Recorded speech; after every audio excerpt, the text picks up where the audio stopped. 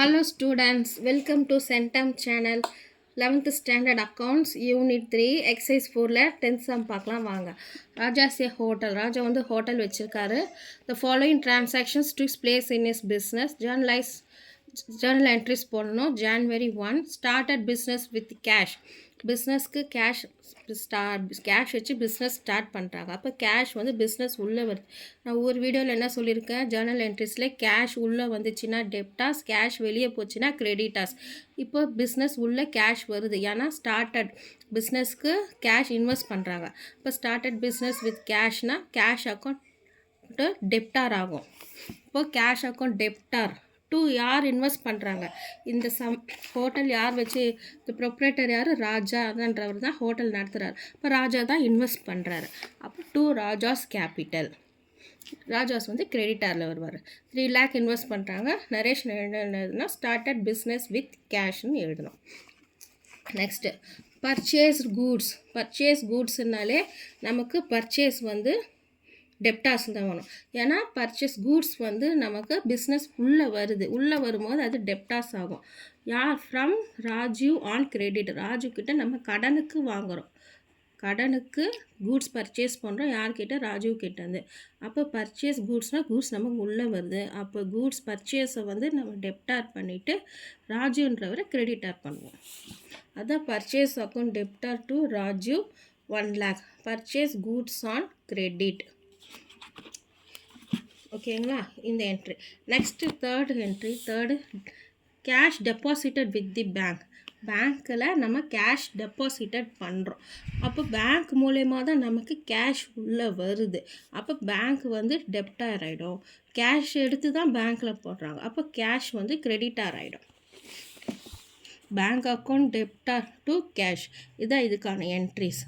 Narration வந்து cash deposited with bank, amount வந்து 2 lakhs. Next entry borrowed loan from bank, நம்ம பேங்க்லேருந்து loan வாங்குகிறோம். லோன் வாங்கினாலும் நமக்கு கேஷ் வந்து எது மூலயமா வருது, லோன் வாங்கினாலும் கேஷ் பேங்க் மூலயமா தான் வரும். அப்போது bank to borrowed loan from பேங்க்னால் நம்ம வந்து பேங்க் மூலயமா தான் லோன் வாங்குகிறோம். இப்போ எல்லோரும் லோன் எங்கே வாங்குவாங்க, பேங்க்லேருந்து தான் வாங்குவாங்க. அப்போ நமக்கு கேஷ் வந்து லோன் கேஷு நமக்கு பிஸ்னஸ் உள்ளே வருது. அப்போ கேஷ் டெப்டார் பண்ணிவிட்டு அந்த லோன் நமக்கு எங்கேருந்து வருது, பேங்க் லோன்லேருந்து தான் வருது. அந்த கேஷு நமக்கு எங்கேருந்து வருது, பேங்க் லோன்லேருந்து தான் வருது. அது டு பேங்க் லோன். இப்போ கேஷ் நமக்கு பிஸ்னஸ் உள்ளே வருது லோன் மூலயமா. அந்த கேஷு டெப்டார் பண்ணிவிட்டு எது மூலயமா வருது, அந்த கேஷு பேங்க் லோன் மூலயமா வருது. அதை கிரெடிட்டார் பண்ணணும். எவ்வளோ வாங்குகிறோம், 1 lakh வாங்குகிறோம். Borrowed loan from bank. Next withdrew from bank for personal use அப்படின்ற வேர்ட் பார்த்தாலே ட்ராயிங்ஸு நம்ம எழுதிக்கணும். ஏன்னா வந்து ப்ரொப்ரேட்டர் வந்து சொந்த செலவுக்காக பண்ணுறது ட்ராயிங்ஸுன்னு என்ட்ரி வரணும். அப்போது எதுலேருந்து அந்த ட்ராயிங்ஸ்க்கு அவர் பர்சனல் யூஸ்க்கு செலவு பண்ணுறாரு, பேங்க்லேருந்து எடுத்து செலவு பண்ணுறாரு. அப்போது drawings account debtor to bank, இதான் என்ட்ரிஸ். ஓகேங்களா. Withdrew cash from bank for personal use, எப்போவுமே ட்ராயிங்ஸ் வந்து டெப்டாரில் தான் வரணும் எப்போவுமே. ஓகேங்களா. So the amount paid to Raju in full settlement remaining இருந்தாலே நம்ம முன்னாடி இருக்க வேல்யூ பார்க்கணும். த்ரூ நெஃப்ட்னா பேங்க் மூலயமான்னு அர்த்தம். இப்போ ராஜுன்றது யார் பாருங்கள், நம்ம கடன் வாங்கியிருக்கோம். ராஜீவ் கிட்ட நம்ம கூட்ஸ் கடன் வாங்கியிருக்கோம். எவ்வளோக்கு வாங்கியிருக்கோம், 1 lakhக்கு வாங்கியிருக்கோம். அவருக்கு நம்ம இப்போ ஃபுல் செட்டில்மெண்ட் எவ்வளோ பே பண்ணுறோம், 99,000 தான் பே பண்ணுறோம். ஓகேங்களா. இப்போ நம்ம பேங்க் மூலயமா பே பண்ணுறோம். இப்போ நம்ம கேஷ் எப்படி வெளியே போகுது, பேங்க் மூலயமா தான் போகுது.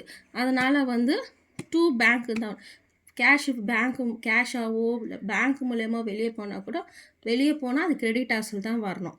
ஓகேங்களா. நமக்கு யார் பே பண்ணுறாரு, ராஜு பே பண்ணுறாரு. இப்போ ராஜு வந்து டெப்டார் ஆகுவார். இப்போ ராஜு அக்கௌண்ட் டெப்டார் டு கேஷ்னு வரக்கூடாது. கேஷ் வந்து எது மூலயமா நம்ம கொடுக்குறோம், பேங்க் மூலயமா தான் அந்த கேஷை நம்ம கொடுக்குறோம். அதனால் டு பேங்க்னு எழுதணும். எவ்வளோ கொடுக்குறோம், அவருக்கு 99,000 தான் கொடுக்குறோம். அப்போ மீதி 1000 rupees அவங்க வந்து நமக்கு டிஸ்கவுண்ட் கொடுக்குறாங்க. ஓகேங்களா. நம்ம அப்போ டிஸ்கவுண்ட் ரிசீவ் பண்ணுறோம். டிஸ்கவுண்ட் ரிசீவ் பண்ணாலும் கிரெடிட்டாஸில் தான் வரணும். ₹1000 அவங்களுக்கு டிஸ்கவுண்ட் கொடுக்குறாங்க. நம்ம ₹99 பே பண்ணுறோம். 99,000 பே பண்ணுறோம். டோட்டல் அமௌண்ட் நம்ம பர்ச்சேஸ் பண்ணது 1 lakh. ஓகேங்களா? ராஜீவ் அக்கௌண்ட் டெப்டார் பண்ணுறது 1 lakh. டு பேங்க் மூலிமா நம்ம பே பண்ணுற 99,000. டிஸ்கவுண்ட் நம்ம ரிசீவ் பண்ணுறது 1000. Rajiv account full settled. Narration. அடுத்தது paid club bill of the proprietor by cheque. ப்ரொப்ரேட்டரோட கிளப்பு பில் பே பண்ணுறாங்களாம். எது மூலயமா? செக்கு மூலயமா. அப்போது ஒரு ப்ரொப்ரேட்டரோட கிளப்புன்றது அவருடைய பர்சனல் யூஸ். அவருடைய பர்சனல் யூஸ் கிளப்பு பில் வந்து செக்கு மூலிமா அவர் பே பண்ணுறாரு. இப்போ பர்சனல் யூஸ் அப்படின்னாலே நான் என்ன சொன்னேன்? ட்ராயிங்ஸ்னு சொன்னேன். அப்போ ட்ராயிங்ஸ் அக்கௌண்ட் டெப்டார் டு எப்படி பே பண்ணுறாரு? அவர் பர்சனல் கிளப்பு பில்லுன்றது அவருடைய பர்சனல் யூஸ். அப்போ ட்ராயிங்ஸ் அக்கௌண்ட் எப்போவுமே டெப்டார் தான் வரும்னு சொன்னேன். எப்படி பே பண்ணுறாரு? செக்கு மூலயமா பே பண்ணுறாரு. அப்போ டு பேங்க். செக்கு மூலயமா பே பண்ணுறதுனால டு பேங்க். பேங்க் மூலயமா தானே அந்த காசு போகும். செக்கு மூலயமா இருந்தாலும் அதுதான். Paid club bill for personal use. Next paid electricity bill of the proprietor's house. அதே தான். ப்ரொப்ரேட்டர் ஹவுஸுக்கும் ப்ரொப்ரேட்டர்னால் ஓனரோட ஹவுஸ் எலக்ட்ரிசிட்டி பில்லு கட்டுறாங்க. அப்போ அது என்னது? பிஸ்னஸோட எக்ஸ்பென்சஸா? இல்லை, அது ஓனரோட வீட்டோட தனி எக்ஸ்பென்ஸ். அவரோட பர்சனல் எக்ஸ்பென்சஸ். இப்போ பர்சனல் யூஸ்னால் என்ன சொன்னேன்? ட்ராயிங்ஸ்னு சொன்னேன். இப்போ ட்ராயிங்ஸ் அது எது மூலயமா அவர் பே பண்ணுறாரு? எலக்ட்ரிசிட்டி பில் டெபிட் கார்டு மூலயமா பே பண்ணாலும் அந்த அமௌண்ட் நம்ம எது மூலயமா போகும்? பேங்க் மூலயமா தான் போகும். அது அப்போது drawings account debtor to bank. Paid electricity bill to personal use through check. Narration எழுதிட்டு amount 2000 எழுதிக்கோங்க. Next, lunch provided at free of cost to charity. Lunch provided பண்ணுறாங்களா சேரிட்டிக்கு. இங்கே லன்ச்சுன்றது பாருங்கள், இவங்க ஹோட்டல் நடத்துகிறாங்க. இப்போ லன்ச்சுன்றது இவங்களுடைய கூட்ஸ். ஓகேவா? இவங்க கூட்ஸ் வந்து ப்ரொவைட் பண்ணுறாங்க ஃப்ரீயாக. யாருக்கு? சேரிட்டிக்கு. பொதுவாக என்ன சொன்னேன்? கூட்ஸ் வெளியே போச்சுனாலே அப்போது நம்ம அங்கே என்னென்னு எழுதணும்? டு பர்ச்சேஸ்னு எழுதணும். டு பர்ச்சேஸ் சேரிட்டிக்கு கொடுக்குறோம். அப்போ சேரிட்டி டெப்டார்ஸ் ஆகுவாங்க. டு பர்ச்சேஸ் பாருங்கள், charity account debtor to purchase. ஏன் பர்ச்சேஸ்ன்னு எழுதுனா கூட்ஸ் அவங்க ப்ரொவைட் பண்ணுறாங்க. அவங்க லன்ச்சுன்றது என்ன மீனிங்னா, அவங்க ஹோட்டல் நடத்துறதுனால அவங்களுக்கு கூட்ஸ்ன்னு தான் அர்த்தம் லன்ச்சு. அதனால் charity account debtor to purchase. Next bank leave charges for locker rent. இப்போ பேங்க்லலாம் லாக்கரோட ரெண்ட்டு எப்படி எடுப்பாங்க? நம்ம பேங்க் அக்கௌண்ட்லேயே மாதம் ரெண்ட்டுக்கான அமௌண்ட்டு சார்ஜஸ் பண்ணுவாங்க. அப்போ பேங்க் சார்ஜஸ் பண்ணுறாங்க. எதுக்கு சார்ஜஸ் பண்ணுறாங்க? லாக்கருக்காக. அது எங்கேருந்து போகுது? அந்த லாக்கரோட அமௌண்ட்டு நம்ம பேங்க்கில் இருந்தே தான் போகுது. அதுதான் bank charges account debtor to. நம்ம அமௌண்ட் எதுலேருந்து போகுது? பேங்க்லேருந்தே தான் போகுது. அப்போ கேஷ் வந்து பேங்க் மூலயமாவோ கேஷ் மூலயமாவோ எப்படி வெளியே போனாலும் கிரெடிட்டர்ஸில் தான் வரணும். Bank charges account debtor to bank ₹1000. Narration என்ன எழுதுனா? Bank charges paid.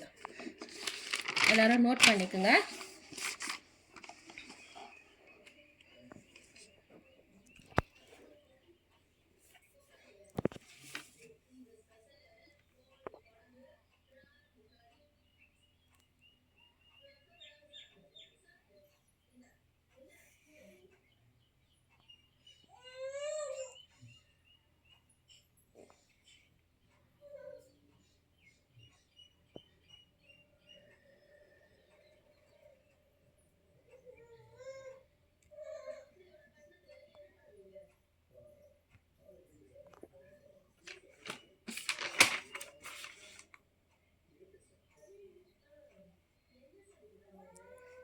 எல்லோரும் காப்பி பண்ணியிருப்பீங்கன்னு நினைக்கிறேன்.